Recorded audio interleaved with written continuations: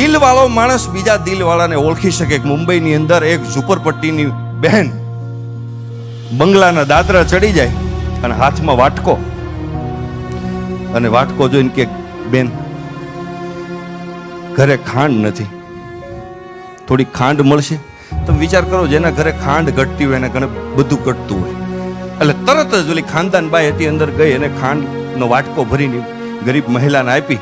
પછી એને ઊંઘ ન આવે. દાતાર માણસ કોને કહેવાય? જેને કેવું ન પડે હો એ ભાઈ તમે આ કામની અંદર કંઈક લખાવજો, એવું કેવું ન પડે. દાતારી ફાટી નીકળે. દિલવાળો માણસ અંદરથી ફાટી જાય, એનાથી રહેવાય નહીં.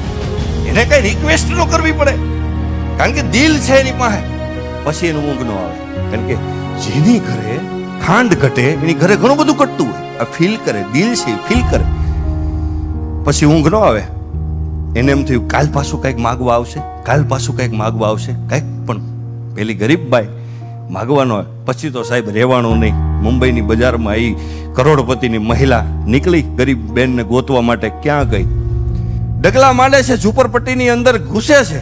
ગરીબ બેન રાજી થઈ જાય છે, બેન તમે. પણ મહત્વની વસ્તુ, મુદ્દાની વસ્તુ, એ કરોડપતિ બાઈની હાથમાં એક વાટકો હતો. અને વાટકો જઈ અને ગરીબ મહિલા હતી એને એમ કીધું કે બેન તારી ઘરે મીઠું છે? કે આ છે ને. તો એક વાટકો ભરી દે ને, મારે ઘરે નથી. સાહેબ પ્રસંગ જોજો તમે. એ મીઠાનો વાટકો લઈ અને પોતાના બંગલાના દાદરા ચડે છે. હિંડોલા ઉપર એનો ધણી બેઠો છે. એ જોવે છે, હાથમાં વાટકો જઈને ધણી ટકોર કરે છે. એટલે તમારો સ્વભાવ સુધરો નહીં. આપણા ઘરે શું ઘટે છે? તમારા માગવા નીકળાય ત્યારે સાહેબ એ સ્ત્રીએ જવાબ આપ્યો હતો ને, આ યુવાનોને હૃદયની અંદર ગાંઠ મારી લીધા જેવો જવાબ છે. આ ગુણ જો તમારી મારી અંદર હશે ને સાહેબ, આપણે રાજ કરવાના છે.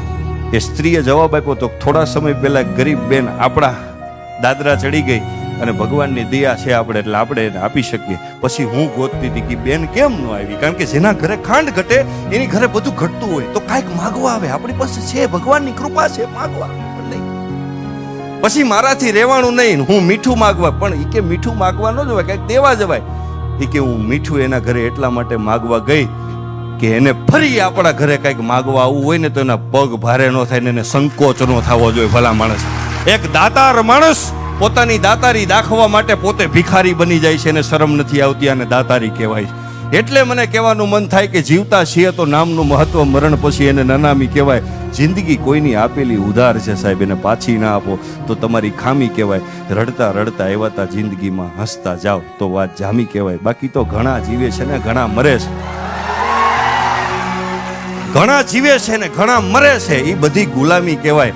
આવા સમાજ માટે ક્યાંક શહીદ થાવ ને એનું નામ સલામી કહેવાય. ભલામણ કોક આવ્યા અને કોક ગયા, અને વચ્ચે કંઈક જે કરતા ગયા એને જગત યાદ કરે છે. પણ આ થાતું શું કામ નથી ખબર? શું કામ નથી થતું ખબર? આપણને એવો ફાંકો છે કે આપણે 500 વર્ષ જીવવાના છે. એ ફાંકો કોરોનામાં કાઢી નાખ્યો કુદરતે, તોય હજી ભેગું નથી થતું. એટલે છેલ્લી 2 લાઈનમાં દિવ્યેશભાઈ મારી કવિતા છે કે કેટલાય ગયા ને કેટલાય આવીને આમ જ ફરે, કે કેટલાય ગયા ને કેટલાય આવીને આમ જ ફરે છે. પેઢીયું બળીને રાખ થઈ ગઈ તોય બધાય આમ જ ફરે છે. માલિક નથી તોય માલિકીના પુરાવા લઈને ફરે છે. ઓઢણું ઈશ્વરનું ઓઢીને પોતે જ ઈશ્વર થઈને ફરે છે. કેટલું સરસ નાટક માણસ કરે છે તો ઈશ્વર એને રોજ માફ કરે છે ને રોજ પ્રેમ કરે છે, રોજ માફ